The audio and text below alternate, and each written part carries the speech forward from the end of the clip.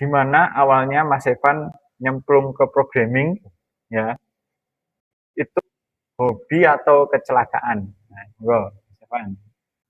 Ini belajar nggak terstruktur berarti ya? Iya. Itu kan jatuhnya kayak ngoprek. Jangan kayak juga ini. Iya, ya awalnya gitu. Itu yang menantang kayaknya ya. Iya. Ngehack ini. Wes.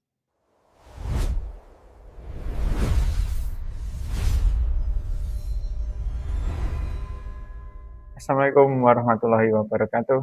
Waalaikumsalam warahmatullahi wabarakatuh. Selamat datang di podcast Merah Putih. Slogannya berbakti untuk negara. Terima kasih Mas Evan nih sudah datang ke sini di tengah kesibukannya. Ini temanya nanti adalah tentang bagaimana menjadi programmer. Mas Evan ini kan teman saya ya. Kita belajar programming sudah lama. Jadi coba Mas Evan sharing ya. Gimana sejarahnya bisa menjadi programmer. Ini pertanyaannya tak ini hapuskan lagi aja biar nggak kepanjangan. Gimana awalnya Mas Evan nyemplung ke programming, ya, itu hobi atau kecelakaan? Nah, Mas Evan. Sebenarnya iseng. Oh, iseng.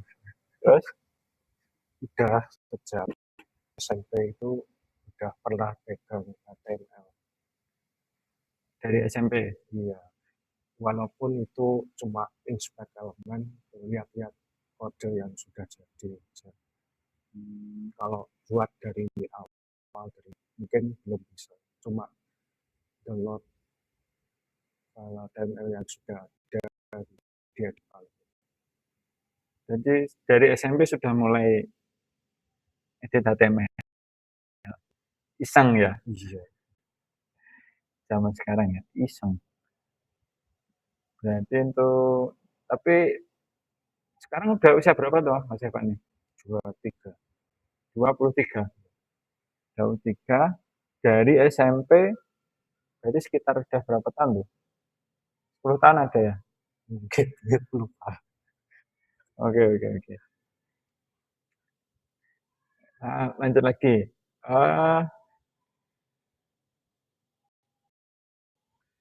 Kode pertama yang dibuat itu kan iseng HTML ya. Mungkin sebuah produk atau aplikasi yang pertama kali dibuat itu apa dulu? Bikin apa? Bukan buat sih, Nah, tapi untuk membantu kayak alat sebalat untuk membantu kayak contoh SMP itu dulu membantu untuk belajar atau membantu untuk automisasi gitu. Kalau cara-cara manual di Word ya, Excel mungkin agak lama, akhirnya ngedit-ngedit dari mungkin repository yang di Google, ini akhirnya cukup membantu, akhirnya udah mulai cenderung tertarik untuk mencontoh ke dunia programming. itu berarti kan ya ini bahasa Jawa gak apa-apa. Campur aduk gak apa-apa. Mas Evan ini belajar nggak terstruktur berarti ya? Iya. Itu kan jatuhnya kayak ngoprek. Jangan kayak juga ini. Iya. Ya awalnya gitu. Itu yang menantang kayaknya ya. Iya. Ngehack ini. Wes. Ya, oke. Itu pun nggak terlalu terbantu karena udah bisa bahasa Inggris dan sedikit seperti logika ya. Udah belajar logika juga waktu itu. Loh, di SMP kan belum ada materi logika. Ya mungkin dari cara berpikir ya. Dari Hmm, SMP udah mulai sudah terlatih. terbentuk ya. Iya, Siap, siap, siap. Memang ini logika matematika berarti harusnya bagus ya. belum. Biasanya kan matematika bagus tuh, programming, logiknya bagus. Mungkin baru bagus setelah kerja matematika. Matematikanya, Iya, oh, jauh sekali tuh. Lulus sekolah berarti. Oh ya, sekarang kuliah ya. Sekarang kuliah semester 7. semester 7. Disambi dengan kerja, kerja sambil kuliah. Terus eh, nah sekarang kan lagi ramai AI, ChatGPT dan Gemini. Nah, itu dengan keberadaan AI itu apakah menjadi ancaman untuk profesi programmer? Gimana? Mungkin belum, masih cukup jauh dan cukup lama. Sudah ada banyak penelitian dan percobaan, seperti contoh membuat browser dari nol, dari Anthropic. Hmm? Mereka mencoba beberapa agen mengerjakan tas yang berbeda-beda, yang berujung-ujung mereka, agen-agen ini berpikir membuat browser yang sudah ada. Jadi menggunakan library-library yang sudah ada dan bukan dari nol. Hmm. Best practice gitu ya, dia nggak Iya, dari bootstrap kan. Dan tetap perlu ada manusianya yang manage gitu ya. iya tetap perlu interaksi manusianya untuk sebagai manajer lah intinya. Berarti keberadaan AI ini lebih jadi asisten programmer ya, Iya, sebagai alat untuk menunjang produktivitas. menunjang produktivitas. Berarti Mas Evan termasuk tidak anti AI ya. Iya, Codingnya udah banyak sama AI. Oke, lanjut. Mas Evan, bahasa pemrograman apa? Dan kenapa memilih itu? mungkin dulu Python, Dulu Python. karena awal-awal belajar itu sangat mudah dan berujung bisa berganti-ganti bahasa dengan mudah. Terus akhirnya belajar JavaScript, TypeScript itu jauh lebih mudah dan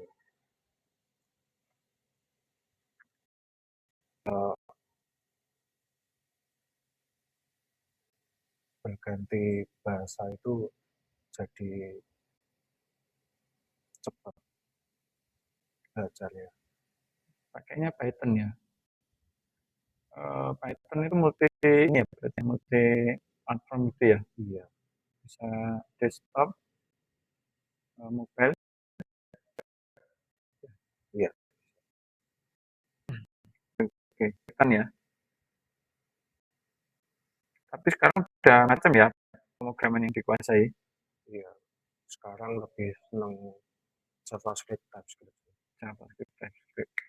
Oke, yaitu kalau saya masih PHP. Ya, oke.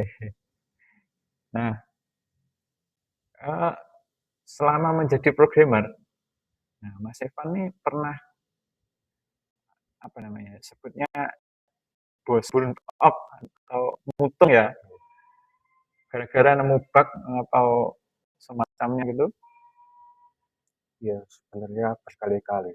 kan. Terus akhirnya untuk mengatasi burnout berganti bahasa yang lebih susah, Malah lebih susah. ke bahasa ras. Wah, saya malah belum pernah nyoba tuh. Belajar dari situ akhirnya mengatasi bagian tadi, serasa nggak ada apa-apanya daripada belajar ras itu. Oh gitu. Iya, Berarti mencari hal yang lebih susah iya, dari bug yang ditemukan. iya. Kayak gitu ya. Saya nggak kepikiran seperti itu. Memang beda-beda. Kalau saya kalau lagi olahraga atau nyari kegiatan lain gitu yang bukan ngoding gitu. Ini Mas Evan malah nyarinya coding yang lebih susah lagi. Oke, oke, oke. Ya, yang penting kan kegiatannya positif ya. Iya. Kegiatannya positif, positif yang penting. Oke. Nah, eh, sesuai slogan podcast kita kan berbakti untuk negara. Nah, menurut Mas Evan nih, gimana caranya seorang programmer di Indonesia bisa berkontribusi untuk kemajuan negara lewat kode-kode yang mereka buat? Gimana nih? Ini idealisme. Mungkin memulai project open source ya, agar nanti bisa dimanfaatkan nggak hanya untuk pemerintah tapi UMKM. Siap. Open source Mas Evan Iya, ya. Sama ini saya juga mengembangkan open source. Siap. Tapi banyak yang sebenarnya dari pemerintahan banyak yang tidak menghendaki open source. iya, Ya, itu masalah. itu masalahnya. Oke, oke. Tapi kita sebagai tetap ini ya semangat untuk memperjuangkan open source-nya. Nah, eh, buat teman-teman yang baru belajar nih Mas Evan, nah, mereka lebih baik fokus belajar banyak bahasa sekaligus atau dalami satu bahasa sampai jadi master. Nah, menurut Mas Evan gimana? Satu bahasa nanti sampai jadi master. Dan menurut saya bahasanya jangan mulai dari bahasa yang mudah dulu. Mungkin kalau pengen pindah-pindah bahasa, mulai dari bahasa C, karena di sekolah maupun di kuliah juga diajarkan C. Nanti fundamental dari apa yang dipelajari di C, misal kesalahan-kesalahan yang sering terjadi di C, bisa ditanggulangi di ketika belajar di bahasa lain. Nah, ini agak kontradiktif kayaknya ini. Berarti Mas Evan tadi katanya belajar dari bahasa yang susah dulu ya? Iya, Wah gitu ya? soalnya susah ya. Saya nyoba belajar C lagi dari bahasa pemrograman yang tidak low level biasanya. Itu susah. Terus saya coba cari solusi tanya-tanya AI. Ternyata ya harusnya mulai dari nol lagi. Seperti sebelum jadi programmer. Oh, bahasa C itu dia masuknya ke low level programming. Iya, Low level programming itu adalah bahasa pemrograman yang sifatnya eh, gimana tuh Mas? Yang yang biasanya digunakan sistem kernel, sistem operasi, atau bisa saja browser sekarang masih menggunakan C. kan ada low level, high level gitu kalau nggak salah ya. Iya, Python itu tuh masuknya sudah high level ya. iya, Python PHP itu high level ya. iya, Kita malah sebaiknya belajarnya dari yang low level. iya. Oh, gitu ya. Saya salah berarti saya. Langsung PHP. ibarat JavaScript. ibarat ngendarai mobil ya, Nah, yang non matic pakai persneling jauh susah kalau sudah belajar matic. oh iya, siap. Kalau sudah belajar persneling pindah ke mobil matic ya mudah-mudah aja. Oke. Belajar dari low level pemrograman.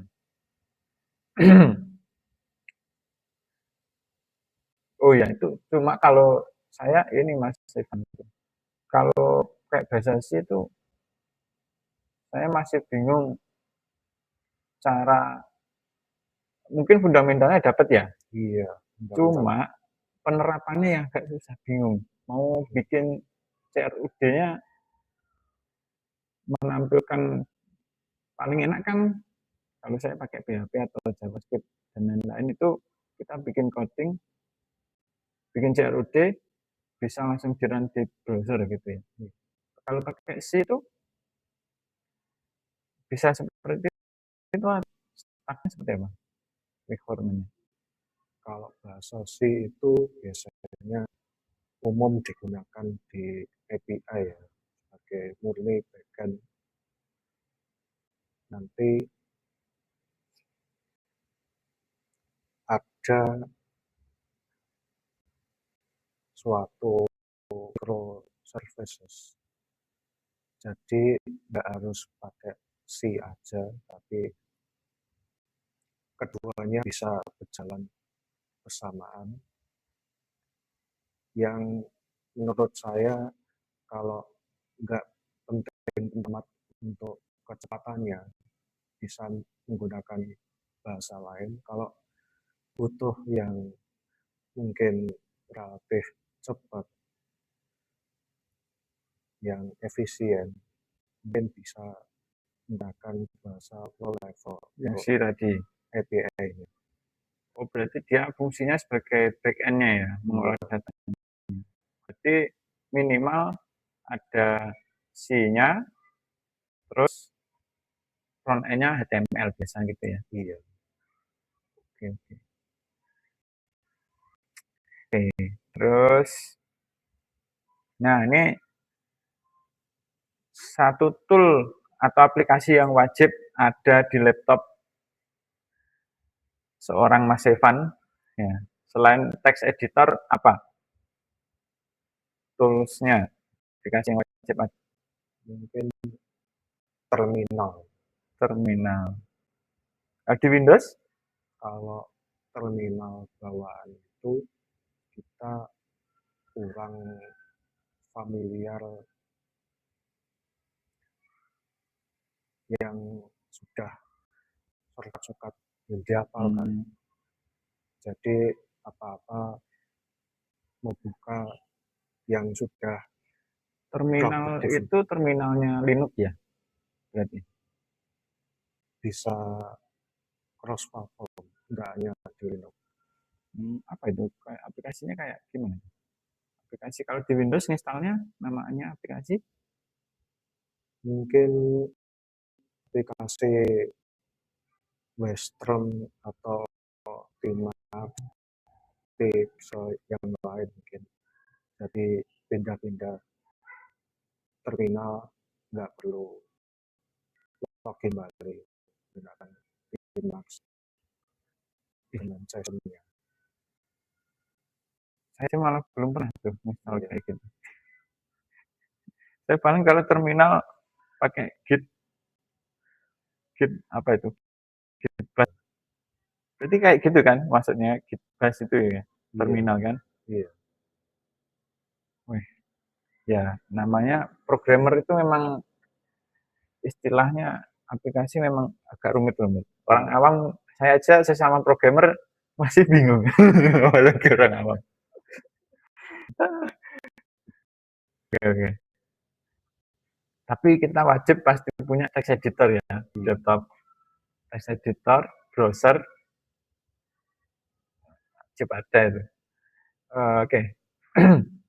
Nah, pesan buat anak muda Indonesia nih, yang pengen jadi programmer, tapi merasa nggak punya latar belakang di bidang IT, apa Mas Evan? Mungkin perlu tingkatkan belajar bahasa Inggris dan logikanya terlebih dahulu. Kalau Bahasa Inggris. nggak ada itu mungkin nggak masalah, cuma agak berat.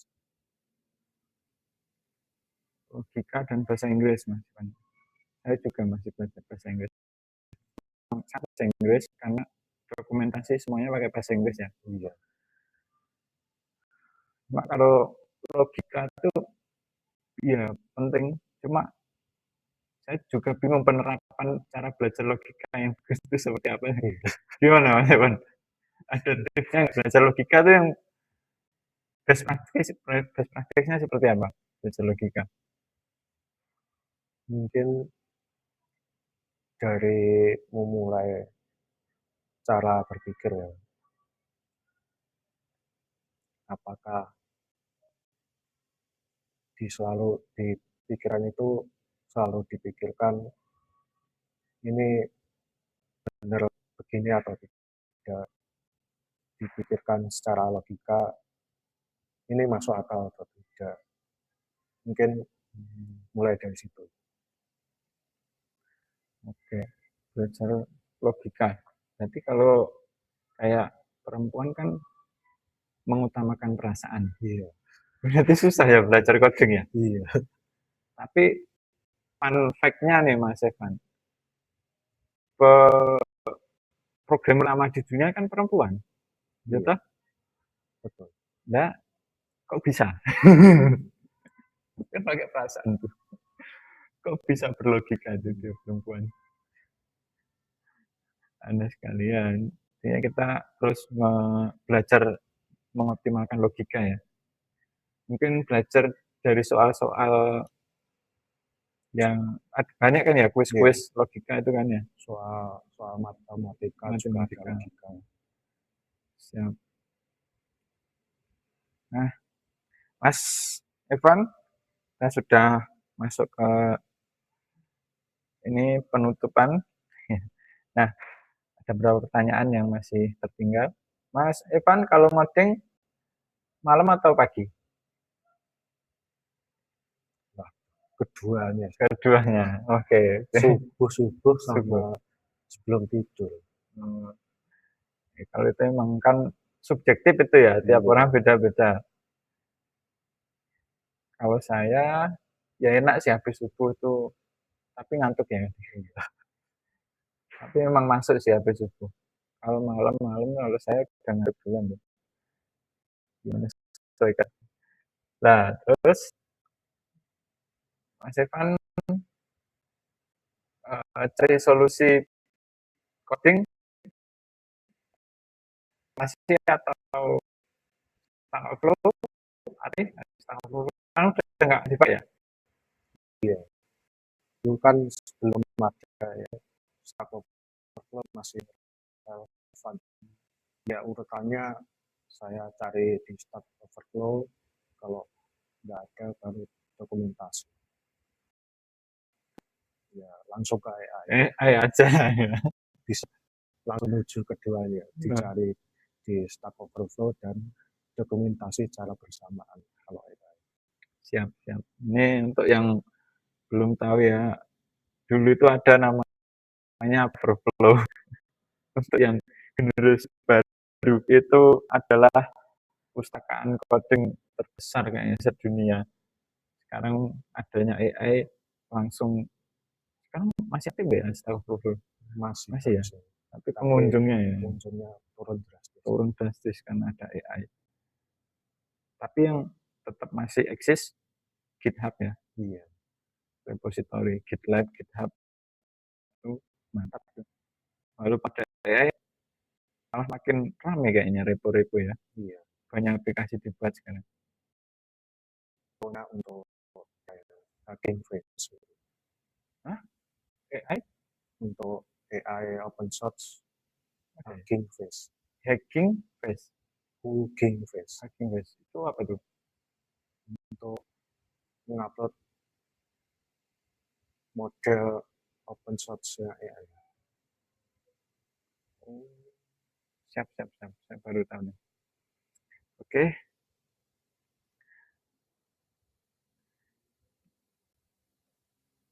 Ini ada lagi pertanyaan. Ya, ini pilih bug yang susah ketemu tapi gampang benerinnya, atau bug yang gampang ketemu tapi susah benerinya. Yang susah ketemu. Bug yang susah ketemu tapi gampang benerinya, atau bug yang gampang ketemu tapi susah benerinya. Berarti milih bug yang susah ketemu tapi gampang benerinya ya. Iya. Oh itu ya, ini ya sudah dicerna ya. Emang ada ya bug yang susah ketemu tapi gampang benerin. Soalnya sering kali itu udah jelas kelihatan, tapi sering kelewatan. Lewat. Ya. Mungkin kurang detail aja mencari. Biasanya kalau coding tuh salah koma, salah titik koma, Iya. huruf besar huruf kecil, itu susah ditemukan. Ya. Tapi gampang benerinnya, Iya. nambahin titik loh. Yaitu sebelum ada debugger susah. Semua ada debugger ya tuh, benar sekali. Sekarang gampang kayaknya masalah-masalah gitu udah Iya. text editor udah di cover semua ya. Oke, oke. Eh, terakhir Mas Evan ada yang mau disampaikan untuk yang mau belajar coding? Mungkin mulai coding itu belajar fundamentalnya dulu aja. Jangan pakai AI. Oke. Oke, Mas Evan, terima kasih atas kedatangannya. Sampai ketemu lagi. Semoga sukses. Assalamualaikum warahmatullahi wabarakatuh.